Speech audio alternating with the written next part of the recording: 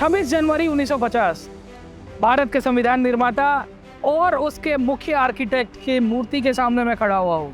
Election commission का जो हमारे देश में रोल रहा है बहुत ही प्रोमिनेंट रहा है और अभी भी बहुत रोल है। Its ethics should reflect the democratic ideals of this independent constitution।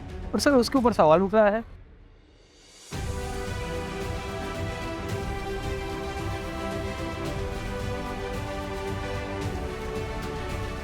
छब्बीस जनवरी 1950 भारत के संविधान निर्माता और उसके मुख्य आर्किटेक्ट की मूर्ति के सामने मैं खड़ा हुआ हूँ।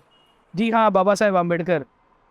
सोचा था कि भारत को एक ऐसे संवैधानिक देश के रूप में निर्माणित किया जाएगा जहाँ एक संवैधानिक आधारित व्यवस्था चलेगी। एक ऐसी व्यवस्था जहाँ जुडिशरी, एग्जीक्यूटिव और लेजिस्लेटिव तीनों के बीच में सेपरेशन ऑफ पावर होगा। ये सेपरेशन ऑफ पावर और खास करके एग्जीक्यूटिव का चुनाव कैसे हो, उसके लिए कॉन्स्टिट्यूशनल बॉडीज का भी निर्माण किया गया। मैं बात कर रहा हूँ इलेक्शन कमीशन की। Article 324 of the Indian constitution कहा गया कि भारत में एक इंडिपेंडेंट इलेक्शन कमीशन होगा।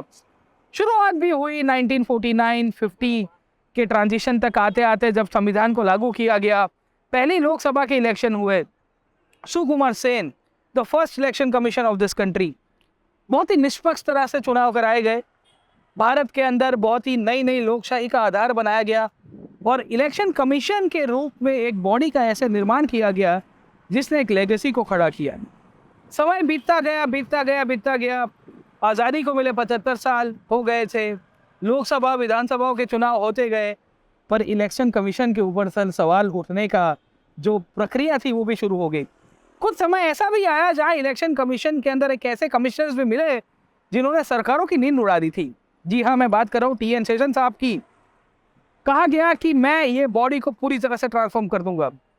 कुछ समय ऐसा भी आया जहां भारत की जुडिशरी उन्हें कहती रही कि आप तो टूथलेस टाइगर हो सर। आज की तारीख के अंदर सर सुप्रीम कोर्ट की टकोरे आ रही है। कहा जा रहा है कि election commission should not B A yes man body sir. ऐसा क्यों सर, क्या प्रॉब्लम्स है सर? सबसे इम्पोर्टेंट चीज़ तो ये है कि इलेक्शन कमीशन का जो हमारे देश में रोल रहा है बहुत ही प्रोमिनेंट रहा है और अभी भी बहुत रोल है। बहुत प्रोमिनेंट रोल है, चाहे स्टेट लेवल पे जो इलेक्शंस होते हैं, सेंट्रल लेवल पे इलेक्शन होते हैं, प्रेसिडेंट के इलेक्शंस होते हैं, वाइस प्रेसिडेंट के, तो बहुत इंपॉर्टेंट रोल इलेक्शन कमीशन के द्वारा किया जा रहा है।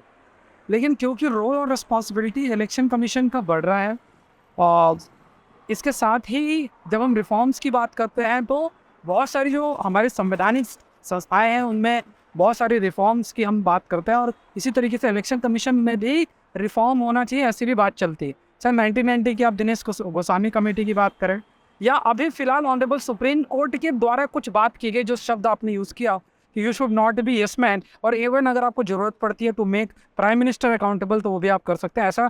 ऐसे शब्दों का इस्तेमाल जो जुडिशरी के द्वारा आपका किया गया। तो यहाँ पे हम ये एक कह सकते हैं कि जुडिशरी वर्सेस एग्जीक्यूटिव एक प्रकार का डिफरेंट सेट ऑफ ओपिनियन चल रहा है, लेकिन इस चीज़ पर हम सब एग्री करेंगे कि हाँ, इलेक्शन कमीशन भी एक ऐसी बॉडी है जिसमें एक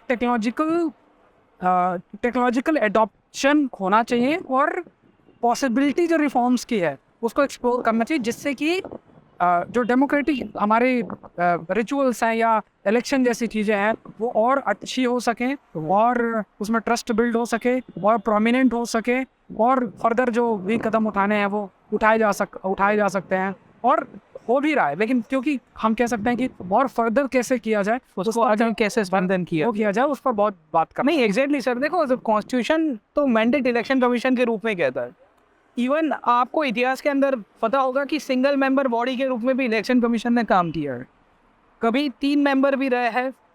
हो सकता है कि ज़रूर पड़ने के ऊपर और भी कमिश्नर्स को अपॉइंट किया जाना चाहिए। मैं तो कहता हूँ कि जब अगर पॉपुलेशन बढ़ रही है, नंबर ऑफ वोटर्स बढ़ रहे हैं, लोकसभा की सीट्स बढ़ रही है, तो डेफिनेटली उसका वर्क भी बढ़ रहा है। The problem is what I feel is that कि being a multi member body, सरकार जब चीफ इलेक्शन कमिश्नर की अपॉइंटमेंट करती है या अदर 2 इलेक्शन कमिश्नर्स, आज की तारीख में 1+2 का जो पूरा का पूरा सिस्टम बना हुआ है, उसमें कहीं ना कहीं ये देखने को मिल रहा है जुडिशरी के द्वारा, या आप देखोगे ओवरऑल पब्लिक सेंटीमेंट है, पॉलिटिकल पार्टीज जो हमारे डेमोक्रेटिक सिस्टम का बहुत ही इंटीग्रल पार्ट है, वो भी सवाल उठा रही है कि ये संस्था को हम लोग एक न्याय की मूर्ति के समान देखते हैं कि एक ऐसी संस्था है जो तटस्थ रहेगी, एक ऐसी संस्था है जो पारदर्शिता दिखाएगी, it should be neutral, it should be transparent, its ethics should reflect the democratic ideals of this independent constitution. पर सर उसके ऊपर सवाल उठ रहा है, सरकार को इस तरह से देखा जा रहा है कि भाई इलेक्शन कमीशन को हम चलाएंगे। मतलब ये सिस्टम को लेके सुप्रीम कोर्ट की जो टकोर है उसको लेके आप क्या कहना चाहोगे? जब कॉलेजियम की बात की सर, कॉलेजियम शब्द जब हम इस्तेमाल करते हैं तो उसको जनरली जुडिशरी से देखते हैं। और बहुत इंटरेस्टिंग, आप देखिए इंडिया के अंदर सेकंड जज केस के तहत आप कॉलेजियम सिस्टम आया, थर्ड जज केस में फिर उस कॉलेजियम सिस्टम को सुप्रीम कोर्ट, जो हाई कोर्ट है, सुप्रीम कोर्ट के जजेस हैं, उनके अपॉइंटमेंट के लिए फर्दर एक्सपेंड किया गया। अब ऐसी स्थिति में आप ये देखो, जो अभी कॉलेजियम सिस्टम एग्जिस्ट करता है जुडिशरी के लिए, और इलेक्शन कमीशन वाली बात करेंगे तो उसमें जुडिशरी में जजेस आर अपॉइंटिंग जजेस। अब मैं आपको ये कहूँ कि यहाँ पे if the executive are appointing executive, तो क्या इसमें अब इसमें रिफॉर्म्स की बात तो जरूर से आ जाती है, बिकॉज सेंट्रल गवर्नमेंट ही अपॉइंट करती है आपकी इलेक्शन कमिश्नर्स और चीफ इलेक्शन कमिश्नर। अभी अगर आप 1990 की दिनेश गोस्वामी कमेटी की बात करें, इवन लॉ कमीशन की रिपोर्ट की बात करें, कॉन्स्टिट्यूशनल रिव्यू कमेटी की बात करें, सभी ने क्या कहा कि एक कॉलेजियम सिस्टम होना चाहिए। उस कॉलेजियम सिस्टम का स्ट्रक्चर कैसा होना चाहिए, खास तौर से इलेक्शन कमिश्नर की अपॉइंटमेंट के लिए, उस पर थोड़ा व्यू डाइवर्सिफाई है, लेकिन सभी ने इस पर एग्री किया कि एक कॉलेजियम सिस्टम जिसमें डाइवर्सिटी ऑफ रिप्रेजेंटेशन हो और उसके तहत ही अपॉइंटमेंट जो है वो होना चाहिए। एग्जैक्टली। लेकिन अब बात ये आ जाती है कि अगर कॉलेजियम जैसे जुडिशरी है, जुडिशरी के अंदर अभी जजेस आर अपॉइंटिंग जजेस, एग्जीक्यूटिव विल से कि हम भी जो कॉलेजियम वो सिर्फ हमारा ही होना चाहिए और हम ही अपने आप को अपॉइंट करें। तो ये एक तरीके का व्यू पॉइंट है, लेकिन फिर भी we should have the collegium because wider representation will provide कि हम बेटर रिसोर्सेस या बेटर टैलेंट को लेकर आ सकते हैं। और एक जो ट्रस्ट बिल्डिंग है वो ज़्यादा हो सकता है, क्योंकि we are a multi party democracy. हम एक ऐसा देश है जिसमें बहुत ह्यूज डाइवर्सिटी ऑफ ओपिनियन भी है, हम बहुत सारे लेवल पे हमारा डिवीज़न भी है, तो एक रुकता से हम नहीं चल सकते हैं या एक पर्सन के डिसीजन से नहीं चल सकता है। We need a wider representation, जो कि डेमोक्रेसी के अंदर थ्रू कॉलेजियम जो कि जिसमें वाइडर रिप्रेजेंटेशन हो, उसमें को हम शोकेस कर सकते हैं। राइट। तो दोस्तों, सुप्रीम कोर्ट का ये मानना है कि सुप्रीम कोर्ट मतलब काइंड ऑफ ये गोस्वामी कमेटी की आप बात कर लें या और भी जो अलग अलग पैनल्स बनी थी रिपोर्ट्स, उनमें यही बोला गया कि इलेक्शन कमीशन के अंदर जो कमिश्नर्स की अपॉइंटमेंट पे उसमें भी कॉलेजियम सिस्टम लेके आए।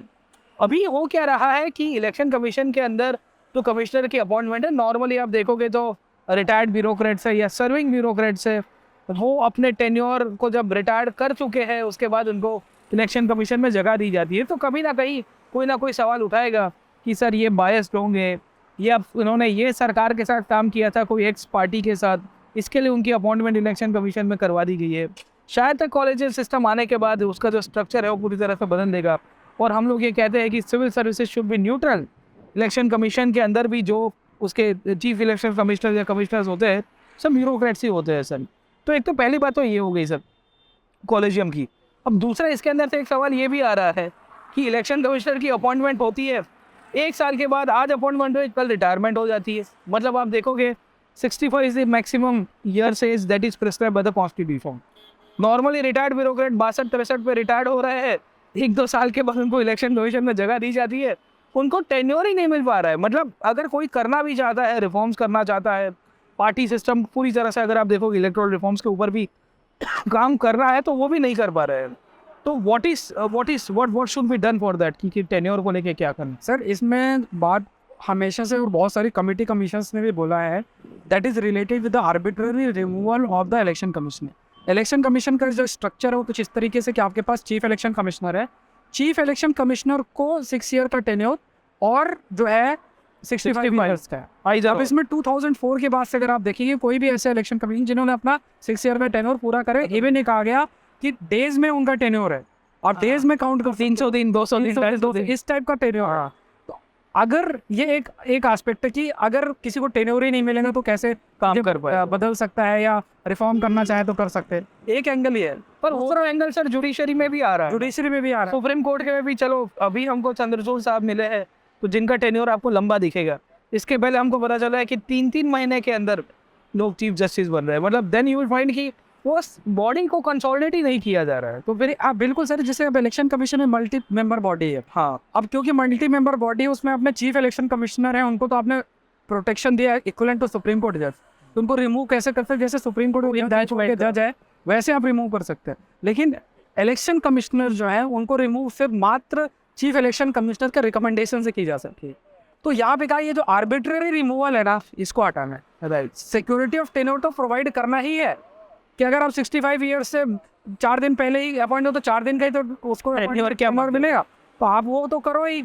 लेकिन आर्बिट्ररी रिमूवल ऑफ द जो एक प्रकार से इलेक्शन कमिश्नर, तो उन्हें भी इक्वल प्रोटेक्शन दो, जिसमें एक तरीके से जो एक ओपिनियन रहता है, मान लो election commission different view carry कर रहे हैं उस कमीशन में, तो वहाँ पे वो सिर्फ हर व्यू जो चीफ इलेक्शन कमीशन के द्वारा हो उसी को सब्सक्राइब ना करें। राइट, उनके पास वो पावर और स्ट्रेंथ कैसे आएगी जब आप उनको आर्बिट्ररी रिमूवल के ये जो दर से वो निकालो एक प्रकार की और वही इक्विवेलेंट प्रोटेक्शन दो जैसे सुप्रीम कोर्ट, हाई कोर्ट के जजेस या फिर chief difference of opinion should matter. Democracy की तो खासियत ये है कि जितना डिफरेंस ऑफ ओपिनियन होगा उतनी ही हमको यहाँ से ये चीज़ें मिलेगी सर। तो एक तो सर आपने कॉन्स्टिट्यूशनल प्रोटेक्शन की बात की, आपने बताया कि कॉलेजियम सिस्टम है, टेन्योर की बात है, इसके सिवा और कोई मुद्दा रिफॉर्म्स के लिए आपको दिख रहा है? सर रिफॉर्म में तो कॉलेजियम सिस्टम की बात है, दूसरा टेन्योर की सिक्योरिटी, आर्बिट्रेबल रिमूवल, ये सारी चीज़ें जो है हाईलाइट आपकी की गई है। फिर और भी जैसे रिप्रेजेंटेशन ऑफ पीपल एक्ट, ऐसा एक्ट है 1951 की बात करें जो कि इलेक्शन कमीशन को पावर देता है, और इवन जो इलेक्शन को सुपरवाइज करना है तो आर्टिकल 324 है, ये आपका है।